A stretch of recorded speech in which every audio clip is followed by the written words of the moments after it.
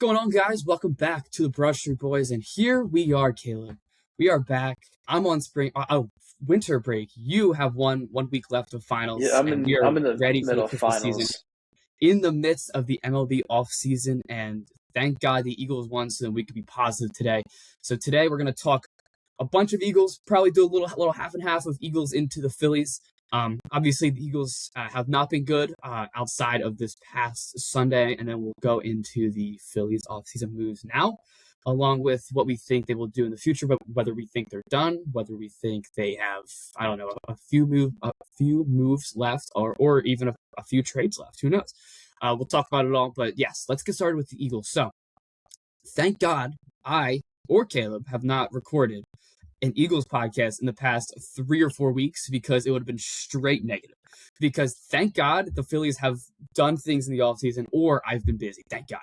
So starting with where we left off the last time I talked about the Eagles, and then going into my Thanksgiving break, the Eagles lost to the Cowboys in one of the more frustrating games I've seen in the Jalen Hurts era. Started out 21-0 in the first half, and then didn't score a point for the rest, and we ended up losing. We'll get more into that, and then going into the Black Friday game against the Bears, where it was just nothing good happened, if I'm going to be totally honest. So, like, missing field goals, you could name it, whatever. And then going into the Monday night game right after that, where Jalen Hurts probably had the worst Jalen Hurts game I have ever seen, throwing 4 interceptions and fumbling, having -4 points in fantasy on one play. Probably one of the worst plays I've ever seen. But then finally rebounding against probably the worst team in football, and I feel like it's not very close. So we'll get into it. Caleb, what are your initial thoughts? Now, for context, I like having you on, Caleb, for the Eagles because you have a more rational opinion because you are a Commanders fan. So I actually appreciate having you on for Eagles discussions like this. But what are your overall discussions before I get into it? So before I talk about the Eagles, I will reiterate, I am not an Eagles fan, but I am surrounded by a bunch of Eagles fans, especially here at Penn State. So I watch just about every single game and somehow following the game. Welcome. The Cowboys were the first team to really dismantle the Eagles. I put this down in my notes. I think the Cowboys figured out something with the Eagles in both their offense and their defense. Because like after the Cowboys, like they lost to the Bears, they lost to the Chargers. Yep. They beat the Raiders, but the Raiders are the Raiders. One thing that they did with Javonte Williams is they kept running him up the middle. Like I remember that, like he was getting some big yards. Obviously, Cowboys got CeeDee Lamb, George Pickens, who were almost always open. But like after that game, it seemed like there was steady decline. Yeah. And watching back on some of the games, there are a lot of offensive 3 and outs. And I was talking to one of my friends about this here, where the defense is on the field for way too long. And it's like by the time it's, let's say, the Cowboys' third drive, like when they're going up to tie the game, the defense is worn down. Like they're tired. They haven't really had a long break. So it's tough to really do anything when your offense keeps not turning the ball over, except for the Chargers game, but continuously punting the ball away. I totally agree. And it's been a really weird 3 weeks because you're seeing Jalen Hurts do things that we're not really accustomed to, like turn the ball over 4 times against the Chargers, or making just bad decisions. A lot of that game against the Chargers, I don't know if you saw, Caleb, but I feel like he was almost predetermining, like 80% of his throws. Like he would read the defense pretty well, or he would think pretty well, and then be like, okay, AJ Brown will be open. Okay, Saquon out of the backfield will be open. Or like in AJ Brown deep ball will be wide open. Whatever it was, I feel like he was predetermining it at the snap instead of letting the defense do whatever the defense was doing and take what he would just be given. Like I feel like Troy Aikman on Monday Night Football broke down how Dallas Goedert was open on like 50% of like the checkdowns. Like Dallas Goedert would run some sort of hitch around 5 yards, and then but the linebacker knows that Jalen Hurts doesn't like throwing in the middle, so then he would go to the outside, and then Goddard was like wide open. Like I'm not even kidding. How many? Like it was like 7 times. I think that's a big reason why they went on that losing streak is because they Yeah. played good defenses. Yeah. And any good defensive coordinator is going to see and know that Hurts is not comfortable throwing over the middle. So they're going to play the outsides, which is why, like to your point, Goddard was open in the middle a lot, got overlooked. He would force the ball to the side to either A.J. Brown or Smith, and he wasn't hitting them. He was throwing it over them. It looked more like he was doing throwaways. And then like when he would do like a little hitch or out pass to Barkley, it's like teams were ready because they're not playing the middle. They're playing the outsides. But one thing I liked from the Raiders game is that Hurts was throwing over the middle. Exactly. Because I know he had that one D pass to A.J. Brown, which was over the middle.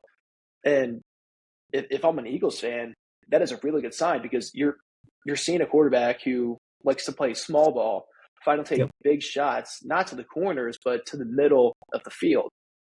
Totally. And I'm hoping that moving forward, it wasn't just like a one-time coincidence, but he keeps looking to the middle of the field. Totally.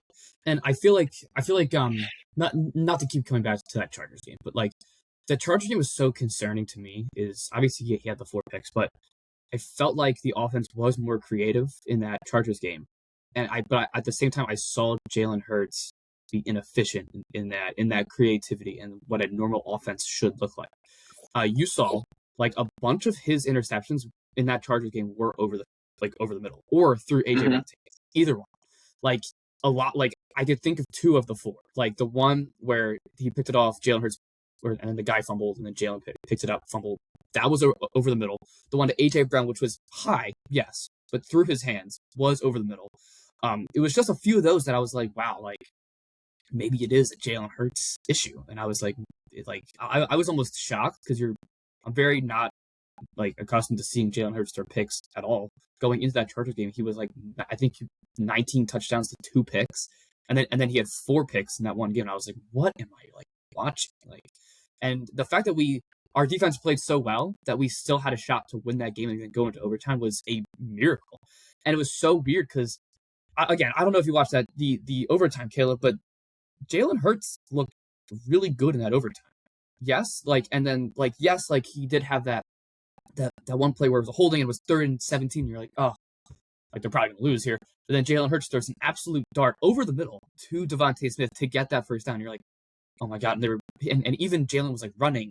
He was falling forward, getting first downs, and then I guess I don't really know why you would throw it on 1st and 10, like on the 20, and then threw it, and it was pick, and then that was the end. But it was weird because I did take away some good things from that Chargers game offensively, minus Jalen Hurts.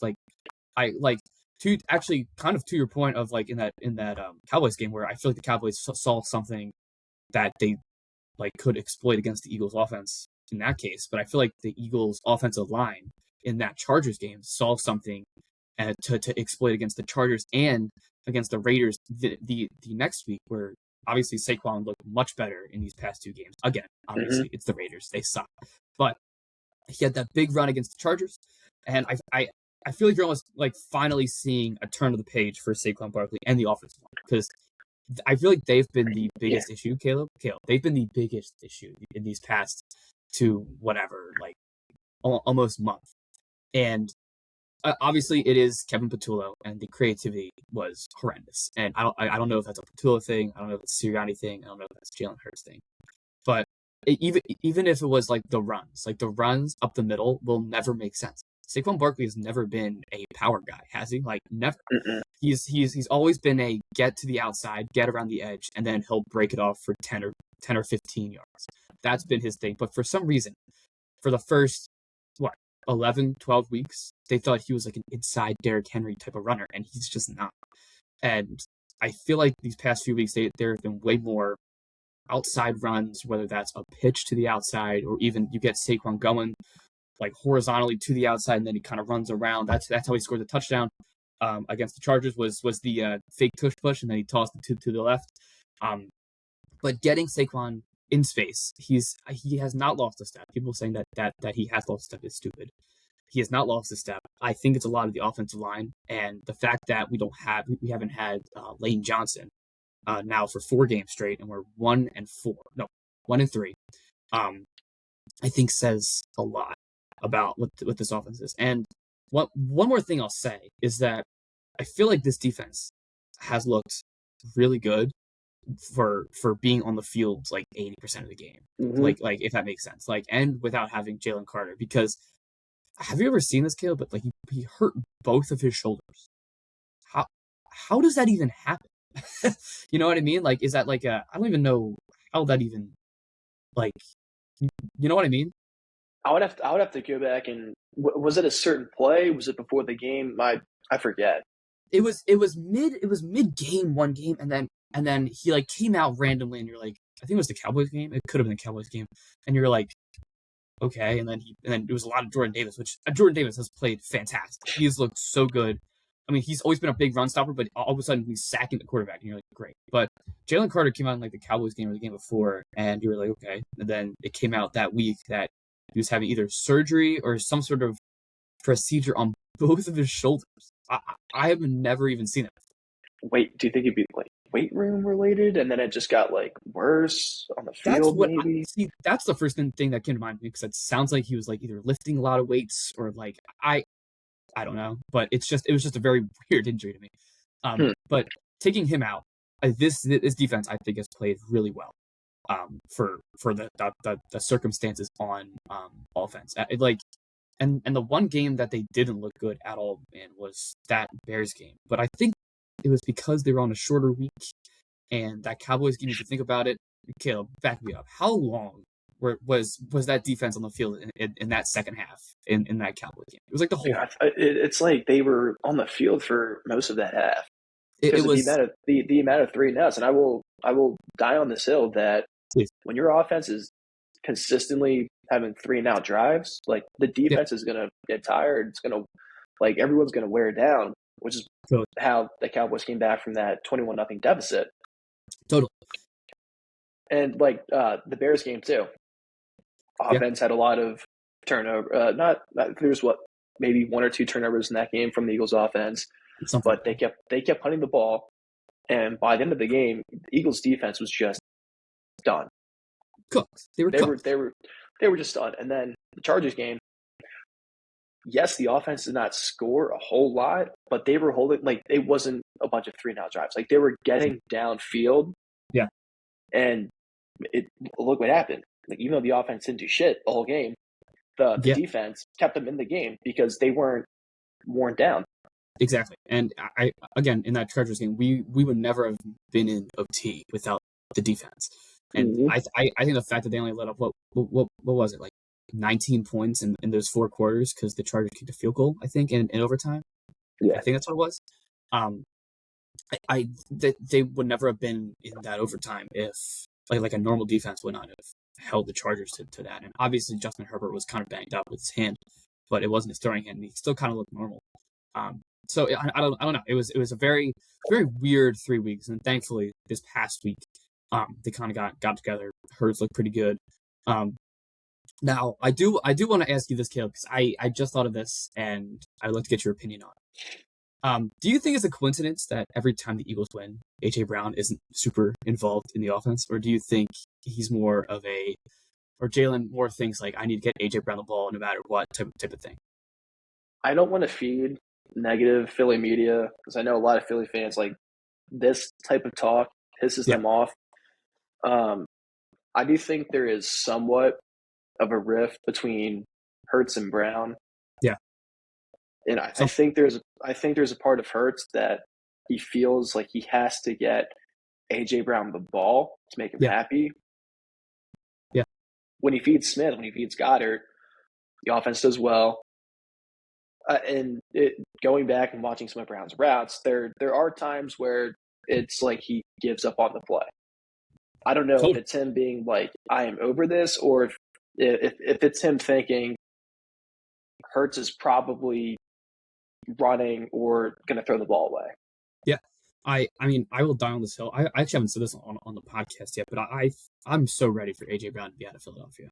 It's like, and I recognize that he really is, when he's at his best, a top 5 receiver. Like when he has the ball in his hands, special things happen. I totally recognize that, but I don't really think it's a coincidence that whenever AJ Brown has 10 targets or 8 targets or whatever, we lose the game. I think what makes Jalen Hurts and this offense and Patullo / Sirianni, what makes them successful is the fact that they do spread the wealth. Like the fact that Jalen Hurts does throw randomly to like Grant Calcaterra or randomly to like Jahan Dotson will have 2 catches a game. I think that's what makes this team special, because I think it's that selflessness that allowed us to win the Super Bowl last year. It was that selflessness from everybody. It doesn't matter if like last year, AJ Brown obviously didn't love that he wasn't super involved, and I feel like he was the one player saying that last year, compared to this year. Now this year, obviously it came out again, and that was kind of when I was like, okay, like this is starting to annoy me, and then that literally began our 3-game losing streak. Would you agree? Well, it wasn't just Brown this year, but you had Devonta Smith come out and say something about it. Totally. But go ahead. I'll say this. I'll add this, and you can tell me if you think I'm right or wrong. Sure. Part of Eagles fans' frustrations with Kevin Patullo and his offensive coordinating, I think, is more of a reflection of Jalen Hurts as a quarterback and what he is capable of, rather than Kevin Patullo's play calling abilities. I think he is playing a lot of basic circuit plays because Hurts is not capable of doing what just about any other quarterback in the league can do, especially from a passing standpoint. Sure. Which is why you have Brown doing 3 or 4 routes a game, not a whole lot of deep shots. It's like when they do deep shots, in the past, he's had success with it. Not so much this year. Yeah.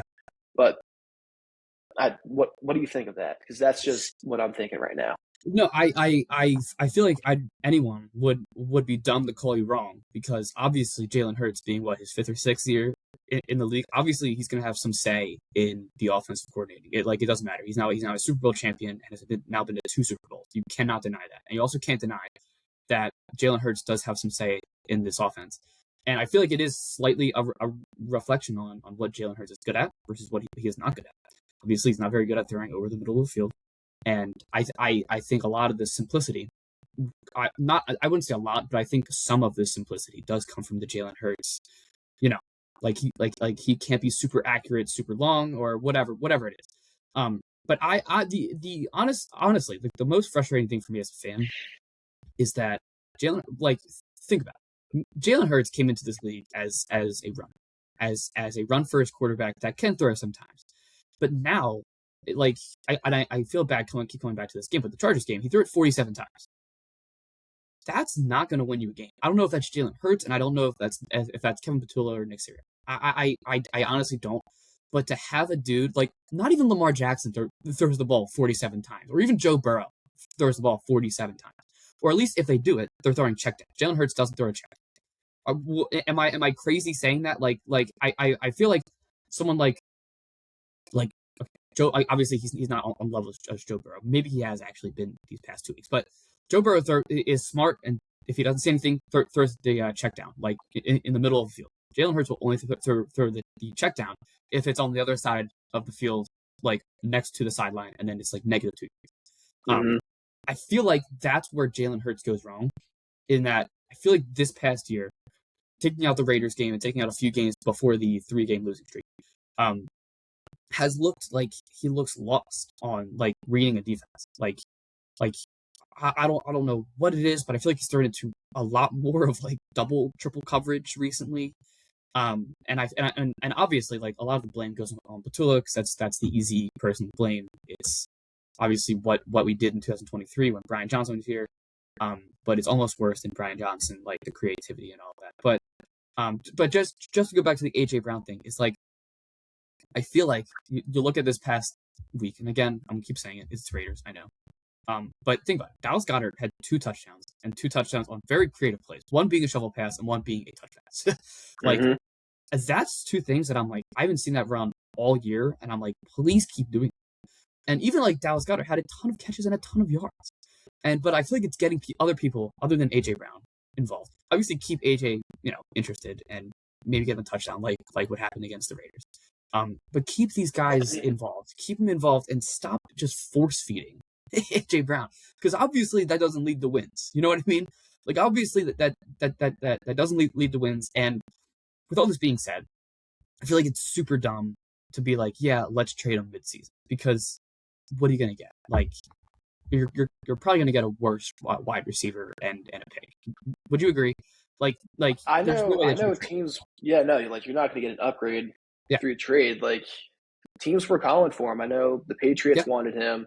Vrabel wanted him badly. Mm-hmm. And out of AJ Brown, you're probably just getting another first round pick probably for a wide receiver in the future. Exactly. Which at the time I was like, it does make sense for the Eagles to trade AJ Brown because he is a diva. He's a diva. Yeah. And he's been causing issues ever since last year, 2 years ago. Mm-hmm. But thinking about it, it's like the Eagles, they are in win now mode. They won the Super Bowl last year. They want to defend that title. So trading him midseason doesn't make sense. However, if you don't win the Super Bowl, even if you do, and you got a decent draft pick, I think you try to trade AJ Brown after the season. I agree, and it's funny because you're really speaking what kind of the point I was getting at too. Like that's exactly what I'm thinking. And like currently we have like the 24th or 25th pick, which isn't great, but like it's something. We're probably gonna win the division, especially after Dallas like imploded against the Vikings, which was just beautiful to see as a Eagles fan. They've been done.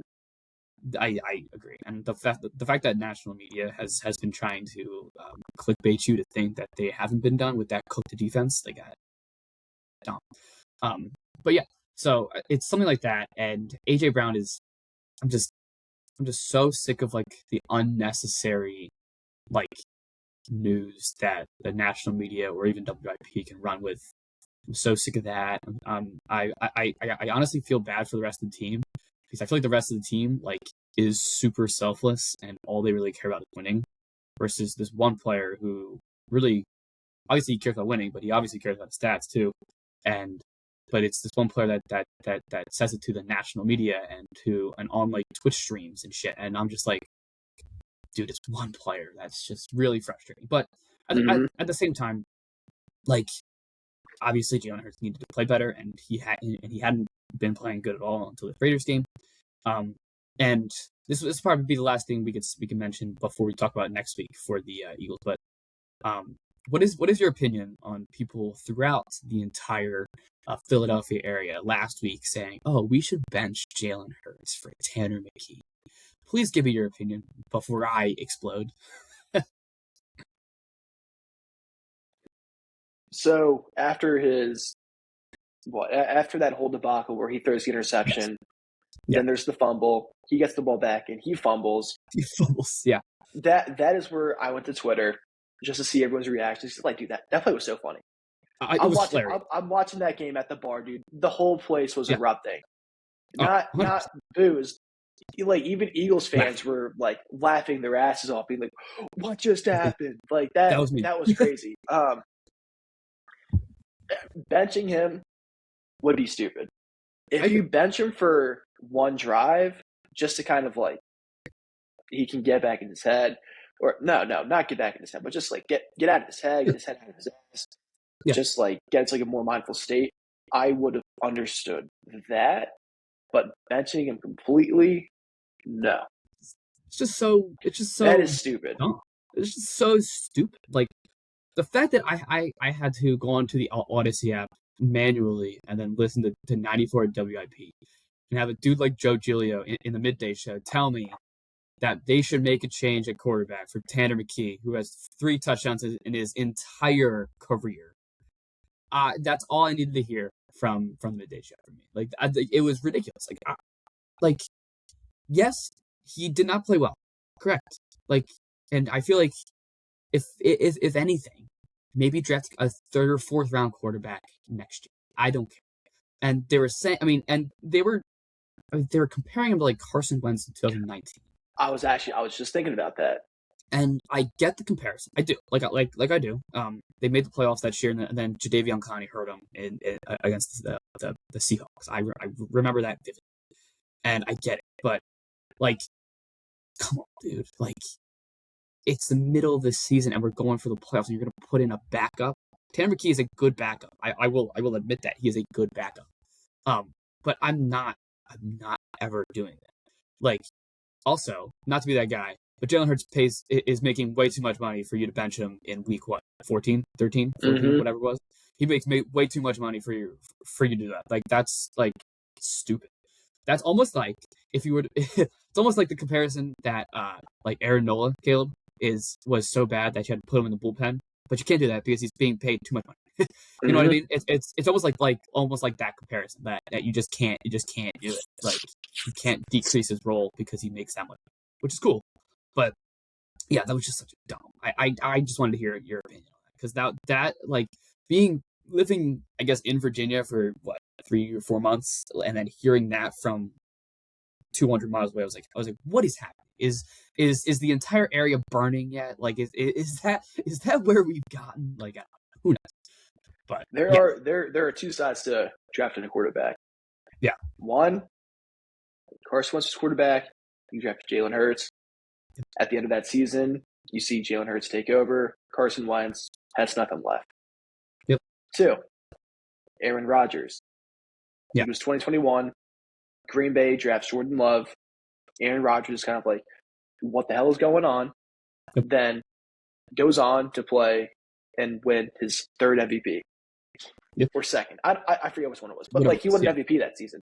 So if there's a quarterback that Philly likes, but I don't think there's any great quarterbacks really coming out of this draft. Like, if they're to take like Drew Aller or something like that, exactly. that maybe it might not be a bad thing. Try to put a little bit of a fire under Hurts' ass.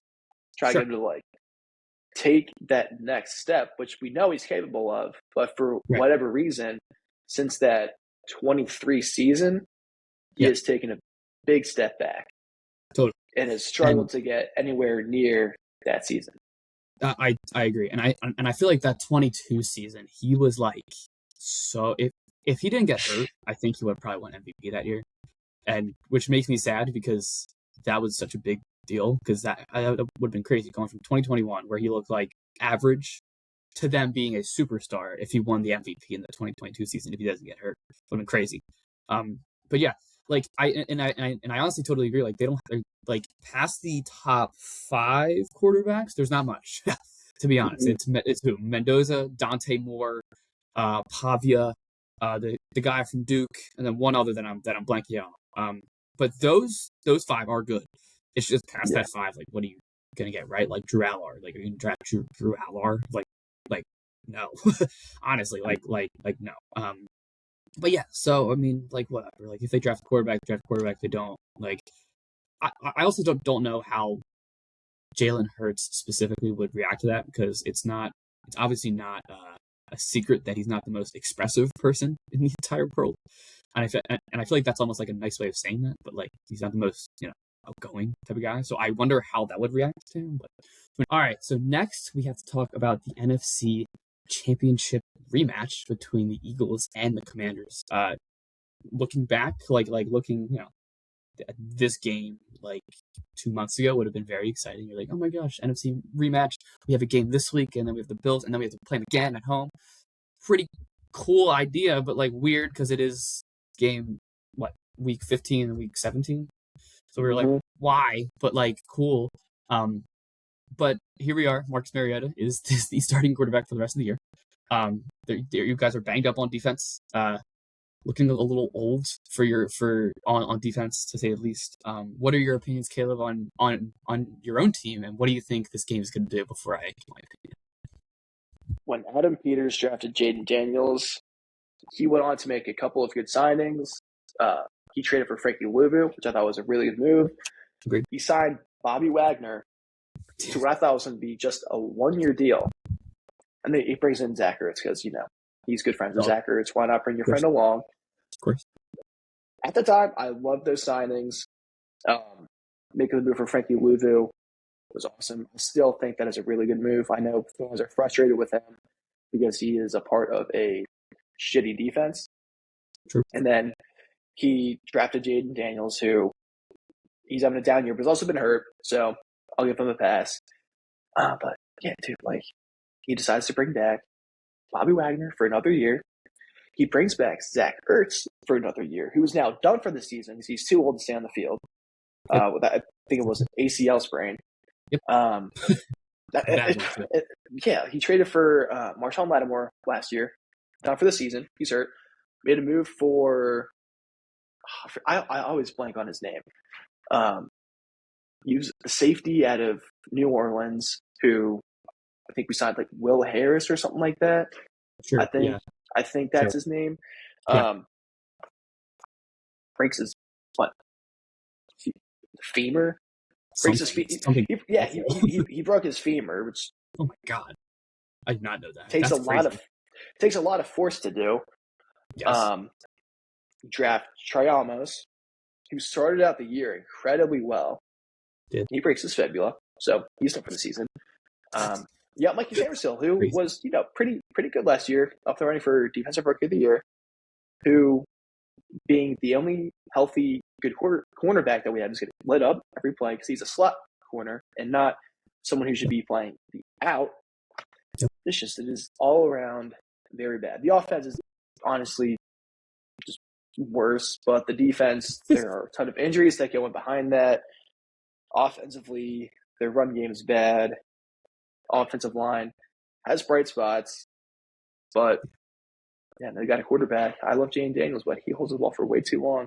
Marcus Mariota, he's at least smarter, gets rid of it quicker. But this game's gonna be not competitive, dude. I'll probably stop watching it at halftime. It's gonna be 21-0 going into halftime. Maybe we get a field goal. I would actually love if we got a field goal. If you guys are listening to this, I don't know who the hell Washington's kicker is right now because it changes every single week.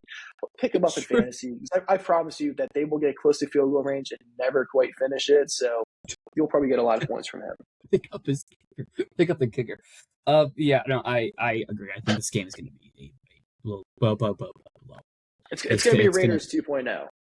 It might be. I do think you guys are a little better than the Raiders, but it was supposed to be a competitive game. Like Washington, I was talking to my dad about this. They are still a competitive team that could be a playoff record. Yeah. For any team that is on the fringe of making the playoffs, I think Washington could derail those hopes. Sure. I mean, game's over. Game's over. The Eagles won already. Sadly. It's Tuesday. I'm studying for finals, and I just accepted that 2 of the next 3 games. Actually, no. F it. 3 of the next 3 games, Washington's just going to lose. Hey, you'll have a good pick. That's cool, I guess. Right? We beat the Giants on accident. I know they wanted to snap the losing streak because it was god awful, but it was. Now we'll probably have a top 15 pick rather than a top 10 pick. Why the hell would you do that? If Mariota's playing too well, throw in Sam Hartford. Wow, Sam Hartman, the Notre Dame legend, Sam Hartman. Yeah, football Jesus, as one would call it. But I do think this game is going to be an absolute blowout. Obviously I'm cool with it. But looking back, this was supposed to be a very cool 3 weeks that we have. It would have been tough. Playing you guys twice and then the Bills in the middle of that would have been tough. But now with Mariota starting, I'm that might be easy. And I feel like your team just got a little old, randomly. Because didn't you sign Von Miller too? It's just random. Miller hasn't been bad. Okay. I hope not. He's a whole. He is ancient, but he hasn't been. Yes. He hasn't been one of our issues this year. I will say that he's not been one of the issues. And thinking about it more, Washington did almost beat Denver, so I will give them a 5% chance at beating Philly. True. But that's where it's going to come down to: does Jalen Hurts play well? Yeah. Can they get their run game going? Are they going to pass over the middle of the field? If they can't do those things, and it's a lot of 3 and outs, it's going to be a low-scoring game. Close. Yeah, it's funny because I feel like this game is trending towards if the Eagles score enough points, then they're going to win the game type of thing. If you guys score 2 touchdowns, you won. That's exactly my point. Like if we just scored 2 touchdowns, maybe a field goal in there, like score around 17 to 20 points, I think we win. Yeah, and I feel like that's just funny, but like that's just how it is. But yeah, I think a lot of it's going to depend on the offense because the defense I think is going to play amazing. So that's going to be something. But yeah, should be a good game. Hey Caleb, good. Hey, good vibes though. The game's on Saturday at 5:30. JMU starts at 7:30, so you could watch the beginning of that game and then go into the JMU game when the Eagles are running by. Shit, dude, I think I'm in Philly that day. That's gonna be crazy. Yeah, that's gonna be crazy. But yeah, hey, I'm excited. It should be a good day. It should be a good day of football because we also have the playoff games that entire day, which is gonna be awesome. So, should be a fun Saturday. It's gonna be entertaining to say the least. Yeah, I'm excited. Okay. Enough Eagles talk. Let's go to the Phillies. The Phillies have signed Kyle Schwarber to 5 years and $150 million.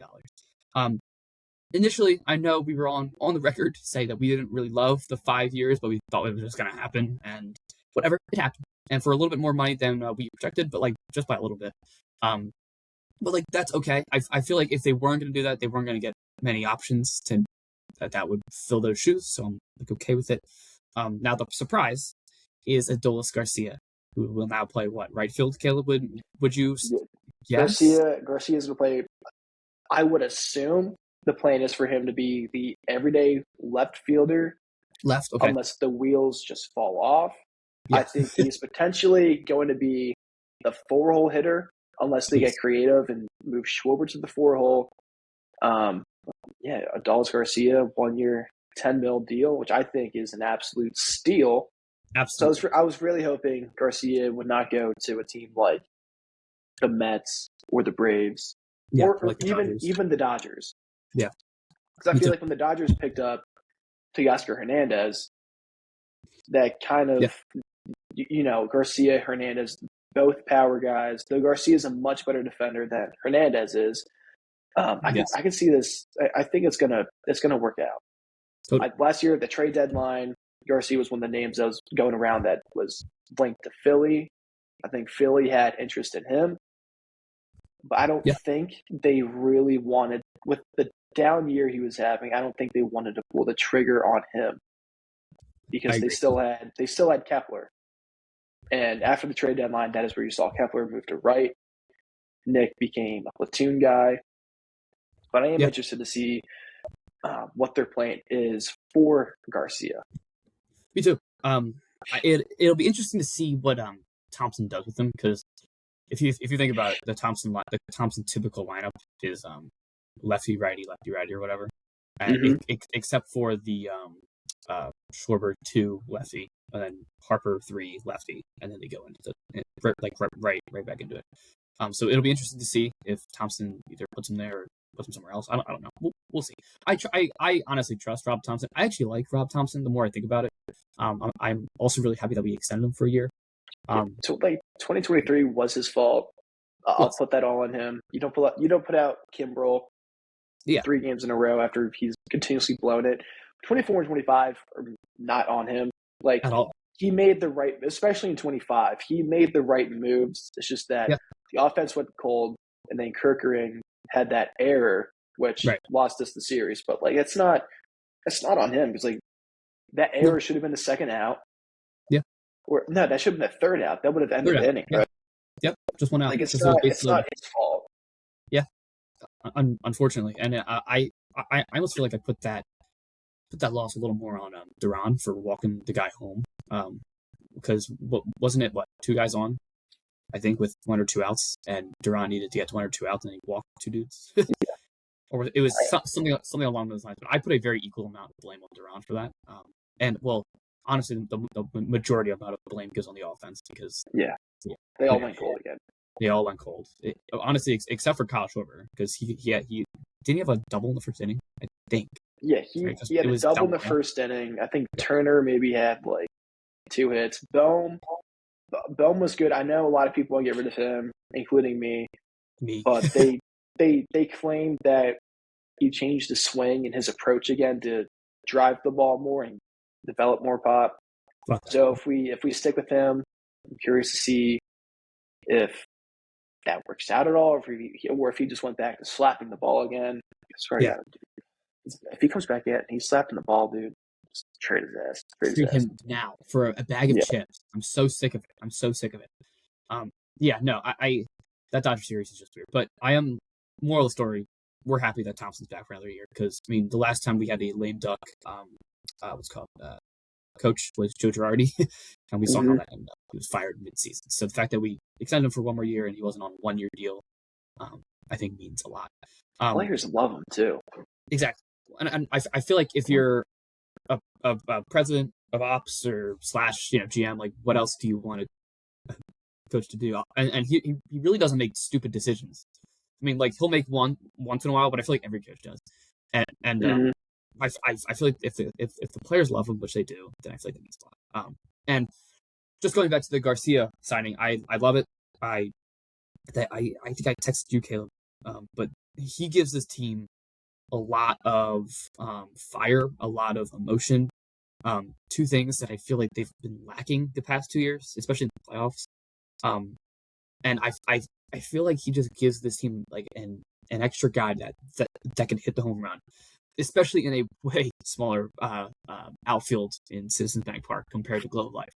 I saw a thing that he would have like 10 to 15 more home runs if he hit here, and he had like 27. So he was like a 220 hitter with 17 home runs. So he had very similar numbers to Kepler last year. Yeah. I remember watching him I think it was like one random night in July last summer. Yeah. And like, dude, I know it was like a down year and all, but he was crushing the ball. He was. A lot of barrel. He's going to really benefit from playing in Citizens Bank Park, and especially being with the Phillies, because I know I'm hoping they brought him in so that they can get him back to not being what he was in 2023, but close to that, where he can protect Harper. Yeah. But also benefit from having guys behind him that could also hit. That way he's not getting pitched around, but getting pitched to. So I think if pitchers, if they treat him like Castellanos and Kevin Long's not working with Garcia, I think he is a dude that they will probably cut. I think if he listens to Long and they throw him strikes in the zone, I think we will see a scary version of Adolis García. I agree. And I think the attitude is going to be totally different with him on the field too. Because I mean, I saw somebody say something along these energy, dude. It's that energy.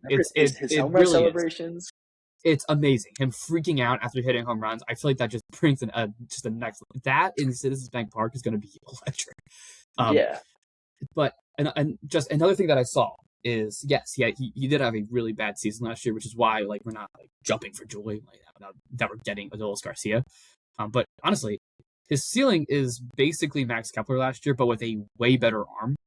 Like I'm talking like a top 5 arm from the outfield, like an absolute gun.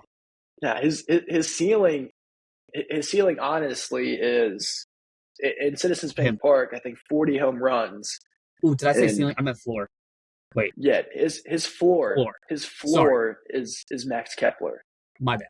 Yes, his floor I think at the very least of all the 1-year contracts we've done now, or the trades we've made, going back to Whit Merrifield, this is the one that I think is not only the best, but will work out.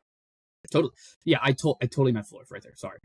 His floor is Max Kepler with an absolute gun of arm. His ceiling is 2023, where he almost won. Was he World Series MVP or was that Seager? I think it was Corey Seager. It was he got hurt in the World Series. He was ALCS MVP. ALCS. So that's the ceiling where he destroyed. It was the Astros, right? I think he crushed the Astros, and then they talk shit the entire Game 7.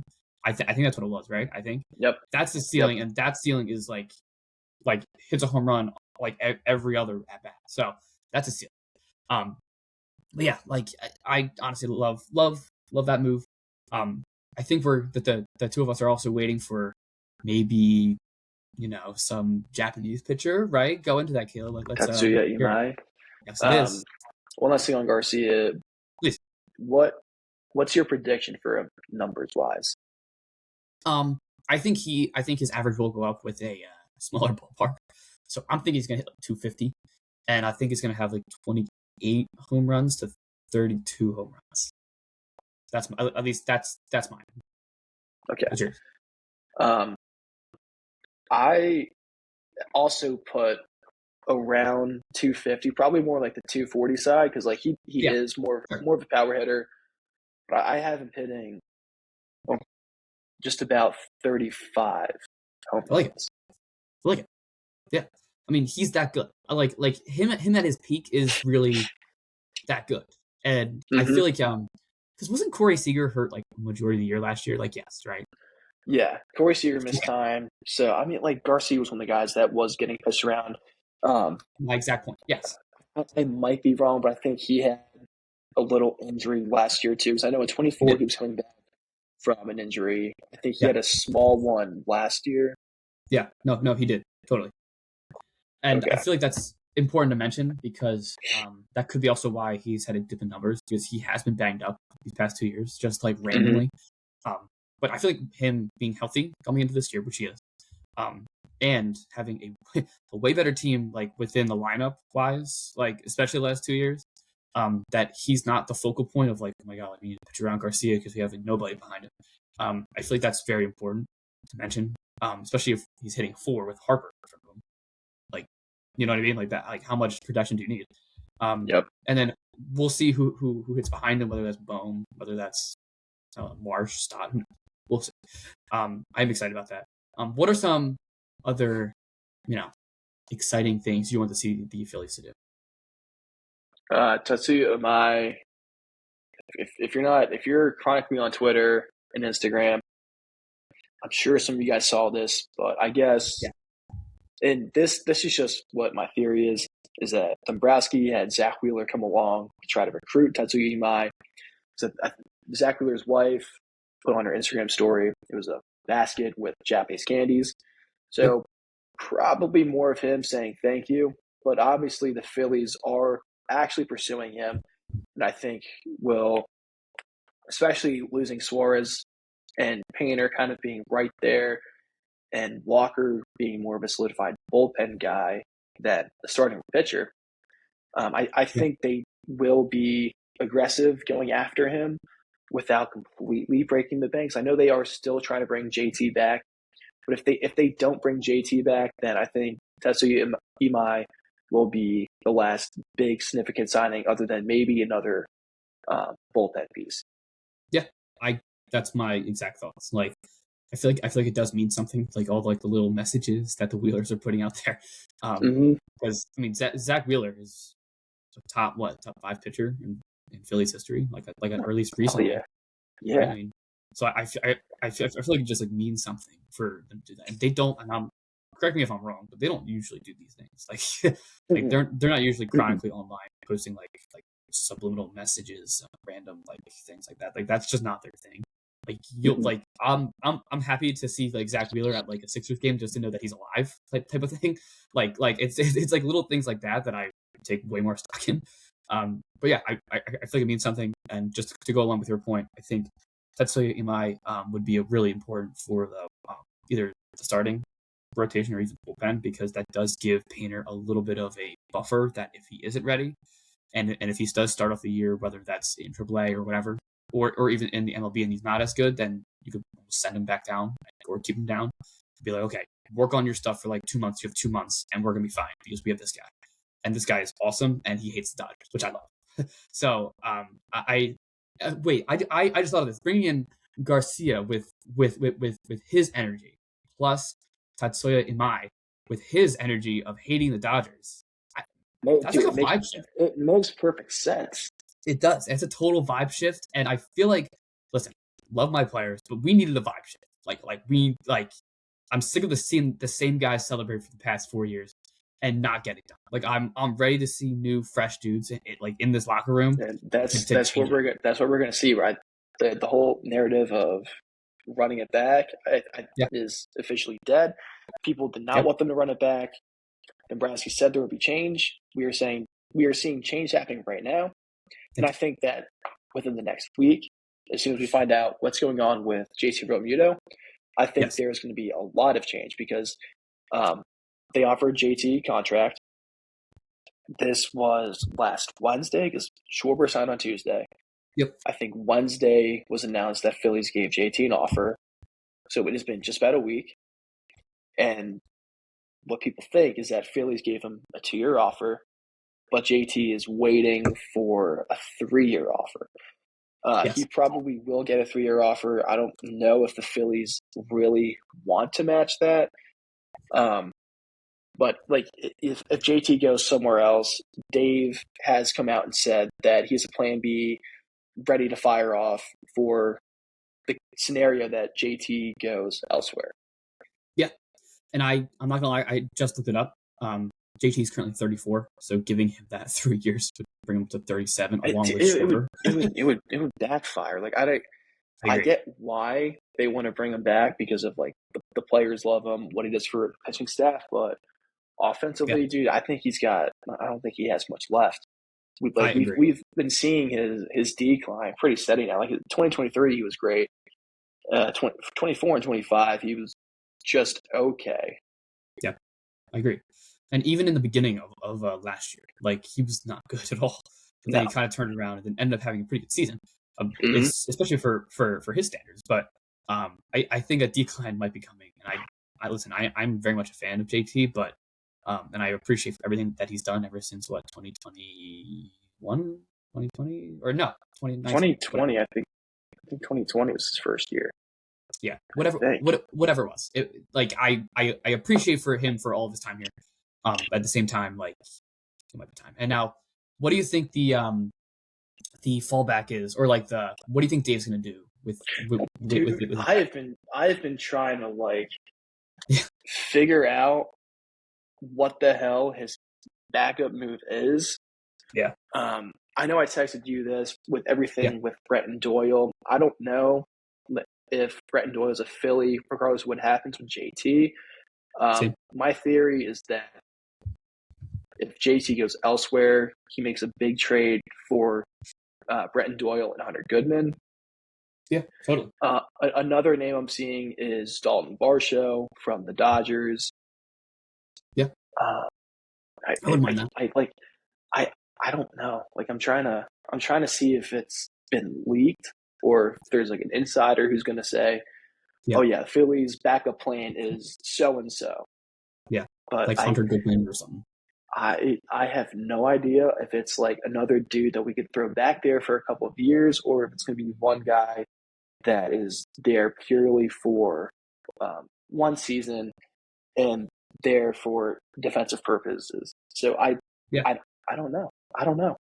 It's funny too. I just thought of this. Obviously, I'm happy Johan Duran is here, but like if we still had Tight, we would probably get like a platoon dude for like a year or two, and then Tight would come up and probably mash. But like that's fine. Like again, I'm so happy that we have Duran because we don't really think about the bullpen really that much, especially with Alvarado coming back. But do you know what I mean? Like Tight would have probably been up either next year or year after. I don't think Tight's going to be a catcher. You don't? What do you think is going to be a DH? No, I'm reading something that he'll probably end up being a first baseman. They don't like his development as a catcher.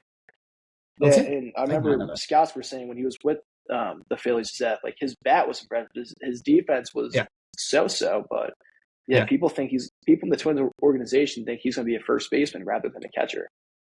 Hey, the Twins always make great decisions. So hey, trust everything that the Twins say. I mean, they're just so good at baseball. They should.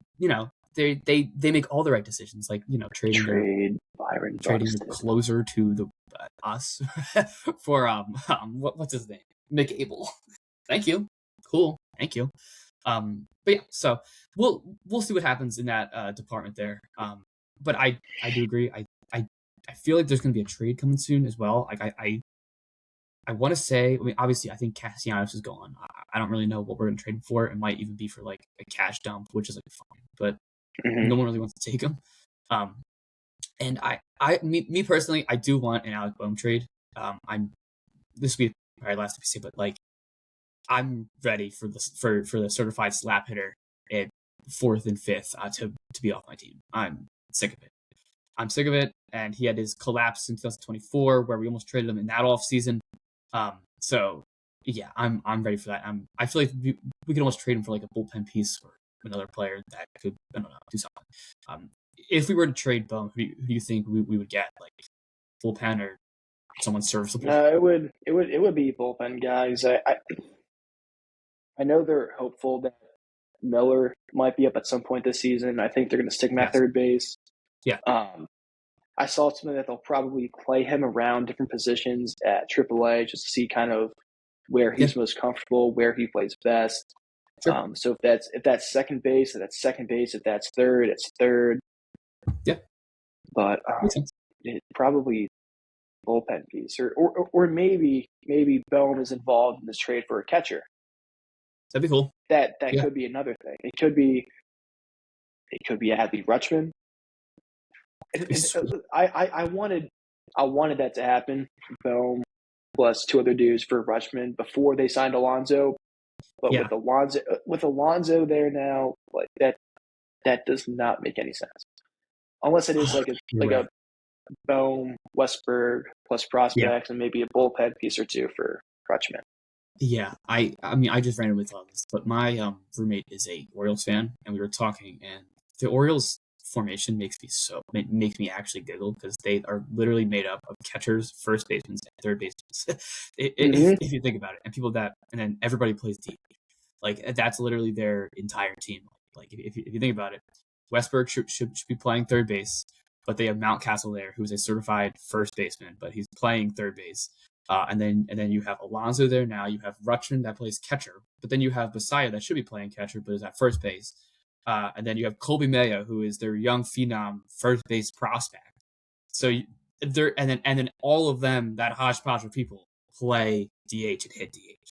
So it's just a very weird like group of people.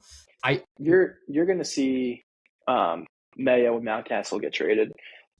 Westberg will be the third baseman. Like he's a third baseman. I don't think they want him at anywhere else. You got Holiday at second, Henderson at short, Alonso at first. I'm blanking on his name. I get him mixed up with the catcher from the Cubs, the young guy, Bassiah. Yeah. Will probably be the DH. Maybe he gets some time at first, get Pete off his feet. But I think lineup-wise, they're set for the most part. Yeah, it's just such a weird like group of people. But I do agree though. I think they should trade one of them, at least one of them. Like I would assume it'd be Mountcastle, but like what do you think? I think they packaged them because I know Mayo could play the outfield. That would make sense. They probably package them and try to get a starter. Yeah, or any pitcher. Get a pitcher. Like I don't know, like get somebody. Like I mean, obviously I'm not an Orioles fan, but I mean, like I don't root against them, but they have no pitching, and the fact that they are just reluctant to sign any pitchers are just funny. And then they trade Grayson Rodriguez, which makes no sense. Yeah, right? It makes absolutely no sense. Didn't they not bring back Corbin Burns because they were like all in on Grayson Rodriguez? They were banking on him. Yeah, and then they trade away for who? Taylor Ward. Taylor Ward. Like you're getting 1 year. You're getting 1 year of Taylor Ward, but Taylor Ward is a 220 who will. With how deep left field is there? Yeah. Like he will maybe touch 25, but he's not going to get in 30 like he did with the Angels. It makes no sense. It doesn't. It doesn't. I'm more on the side of it doesn't really make sense. Like you need pitching.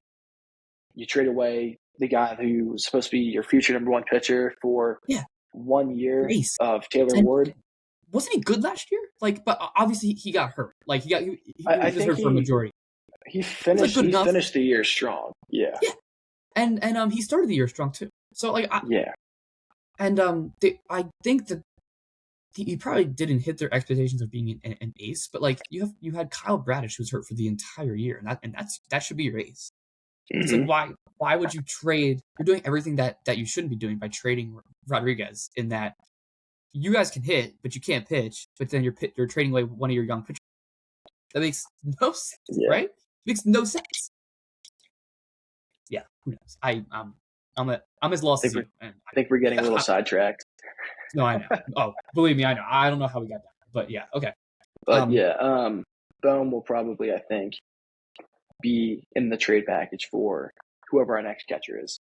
I would. That's it's funny because I never really thought about that, and I'm very open to it. So that should be interesting. Okay. Do we have anything else to talk about? We're at about an hour ish. What do you think?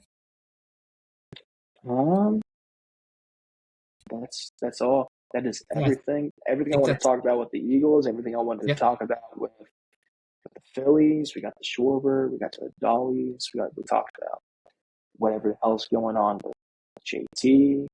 Baltimore. We talked about Baltimore for probably 5 minutes.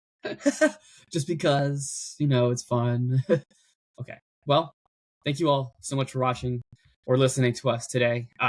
We obviously appreciate it. Please follow us on, Spotify, YouTube to listen or watch us, along with following our social media on Twitter, where we've been way more active on Twitter, Instagram as well. I'll be posting a bunch of all the trades or signings that the Phils do. So stay tuned on that. But yeah, thank you all so much for listening or watching us today. We'll see you either next week or the week after and talk about who knows what, whether the Phillies do something or the Eagles piss me off. Who knows? We will see. Thank you all so much for watching. See you in the next one. Go Birds. And go Phils. Dukes. And go Dukes. Oh, yeah, go Dukes. Go Dukes. Go Dukes. Let's go. Yeah, Oregon's